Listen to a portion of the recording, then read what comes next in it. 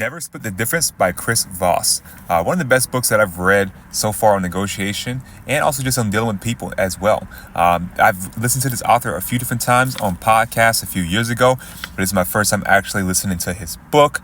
This guy comes from a perspective of I need to hit 99% of what I want. He was a head FBI negotiator for overseas for kidnapping with terrorists and trying to negotiate them from kidnapping someone and ransoming them for $200,000, $300,000, or even millions of dollars, and getting them to settle for only a couple of $1,000s.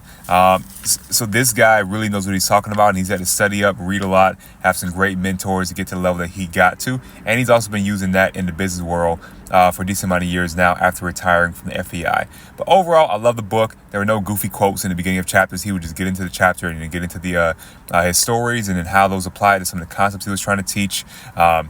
One of his big things that he teaches in the book is how questions, which is one of the main questions he teaches, how am I supposed to do that? And other different questions that revolve around the premise of how. And he goes in a lot of details on that and how it actually works and to your benefit. The person you're negotiating with, they start trying to figure out your perspective and how to get you what you want rather than being in their own mind. He also spends a ton of time just on the human psychology. I mean, this is an assertive person. He came up through the police system, the FBI system.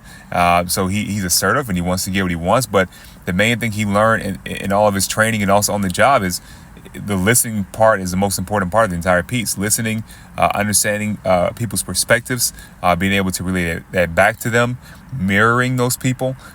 Those all were the biggest and most important parts. And then the last part is just understanding the right questions to ask the people.